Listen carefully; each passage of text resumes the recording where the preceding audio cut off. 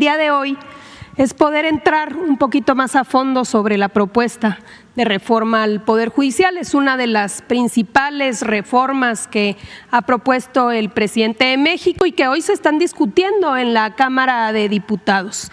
Tiene que ver con una reforma que responda a el reclamo del pueblo de México de contar con una institución, un poder judicial que imparta justicia, que sea independiente, que esté legitimado, pero sobre todo que resuelva sus problemáticas con independencias, ajeno a intereses privados, que tenga la sensibilidad de conocer cuáles son las problemáticas que está viviendo la ciudadanía, que abone a combatir la impunidad y también un órgano que pueda ser vigilado como cualquier servidor público de que no se actúe al margen de la ley y con actos de corrupción. Entonces, los objetivos de la reforma de forma más concreta: primero, está una nueva integración de la Suprema Corte de Justicia de la Nación para que pueda ser más eficiente, austera, transparente,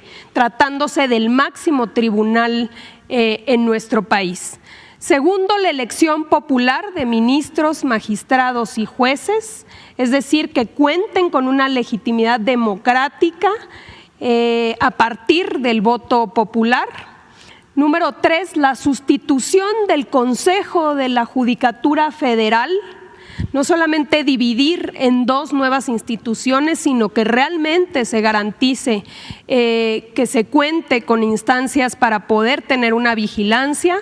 Y finalmente, nuevas reglas que tienen que ver, uno, con que realmente la justicia sea expedita, es decir, rápida, no lo que conocemos hoy como juicios interminables a través de amparos y resoluciones, y equilibrio de poderes. Otra de las problemáticas que hemos venido viendo es cómo el Poder Judicial se ha puesto por encima de los otros poderes, incluso llegando a desaparecer leyes aprobadas por el Congreso. Adelante. Primero, la nueva integración de la Suprema Corte de Justicia de la Nación. En la reforma se reduce el número de ministras y de ministros. Hoy hay 11, no es necesario contar con esa cantidad, por eso se reduce a 9 integrantes. También se reduce el periodo de su encargo de 15 a 12 años. Se desaparecen las dos salas. Hoy la Suprema Corte trabaja en dos salas y después trabaja en pleno. La idea es desaparecer estas salas que son muy opacas en la resolución de sus conflictos y que solamente se sesione en pleno a través de sesiones que deberán ser públicas, transparentes, todas y todos tener la posibilidad de conocer qué están determinando y decidiendo los ministros. Por el otro lado, se elimina la pensión vitalicia, el famoso haber de retiro para actuales y futuros ministros y ministras, que conocemos que se trata de haberes de retiro muy onerosos. Y finalmente se reitera, hay que recordar que esto ya lo establecía la Constitución, pero se vuelve a reiterar ahora de manera mucho más clara, que las remuneraciones de los ministros, de las ministras, deben ajustarse al tope máximo establecido en la Constitución, que es lo percibido por el presidente de la República. Adelante. Respecto a la elección por voto popular, tanto de ministros, de magistrados como jueces, una cosa que establece la reforma es que va a haber una elección extraordinaria. Va a haber una elección extraordinaria que se realizaría, en caso de aprobarse, en 2025, el próximo año, donde se renovarían todos los jueces, las juezas, todos los magistrados y todos los ministros. Es decir, por esa ocasión, en esa elección extraordinaria, habría una votación integral de todo el Poder Judicial y podrán participar en esta elección, por supuesto, si son propuestos, los actuales jueces, los actuales magistrados y también incluso los actuales ministros de la Corte. Podrían estar en la boleta y podrían ser votados. ¿Cómo se va a seleccionar el caso de los ministros de la Suprema Corte, también de los magistrados del Tribunal Electoral y de esta figura nueva que es el Tribunal de Disciplina, que habremos de tocar más adelante?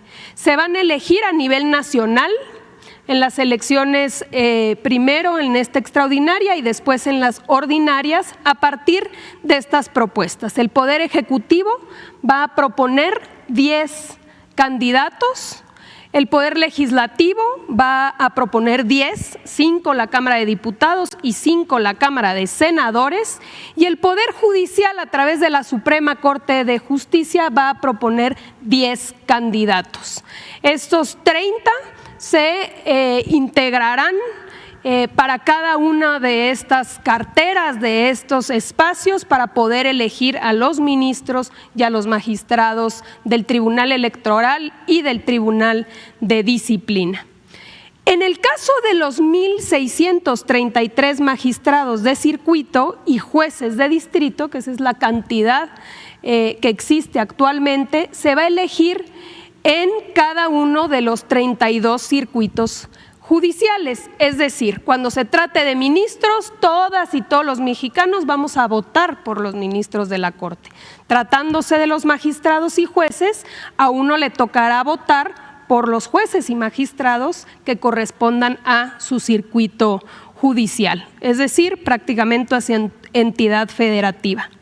Adelante. El proceso electoral y los resultados de la elección. El Senado de la República es el encargado de verificar que las candidaturas cumplan con los requisitos de la ley. Mucho se ha hablado de quiénes podrán ser candidatos. La ley establece que tiene que cumplir los requisitos, por ejemplo, de contar con la licenciatura, de tener experiencia en la materia, y es el Senado el que va a hacer esta evaluación de que se cumpla con dichos requisitos. Y es el Instituto Nacional de Elecciones y Consultas, el INEC, en caso de que se apruebe la reforma electoral, el INE se transforma en el INEC, quien va a organizar la elección. Hay que recordar que va a haber una elección extraordinaria, pero después todas estas elecciones se van a ir empatando a las elecciones ordinarias, tanto las intermedias como el para presidente de la República. Las campañas duran 60 días, no habrá una etapa de precampañas y no se permite el financiamiento público-privado. Las personas candidatas tendrán acceso a tiempos de radio y televisión para poder difundir propuestas y podrán participar en foros de debate. Los partidos políticos no podrán realizar proselitismo a favor o en contra de alguna candidatura. Es un proceso ajeno a los partidos políticos.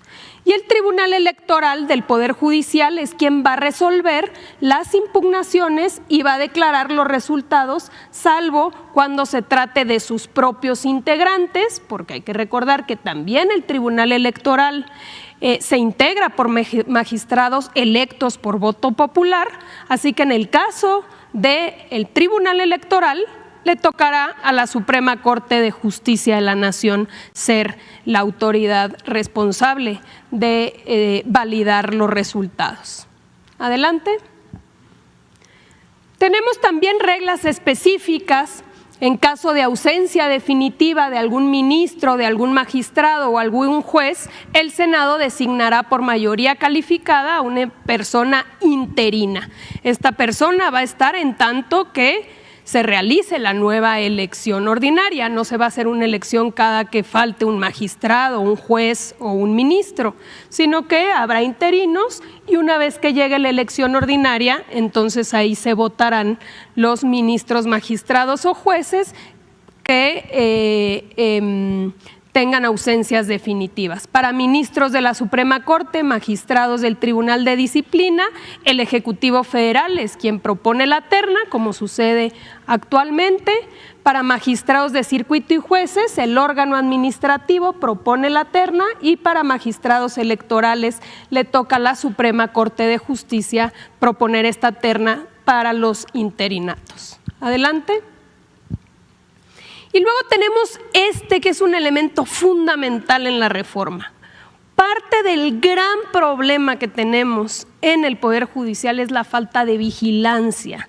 Es que el actual Consejo de la Judicatura Federal no tiene la posibilidad, o sí la tiene, pero no la ejerce, de realmente vigilar una actuación correcta por parte de los juzgadores, y por eso hemos visto tantas cosas en estos años. Se integra este Tribunal de Disciplina Judicial por 5 magistrados electos por voto popular, es decir, dándoles independencia al ejercer sus decisiones. Es una elección por 6 años, propuesta por los poderes de la Unión. Ya dijimos, por el Ejecutivo, por el Legislativo y por el Judicial.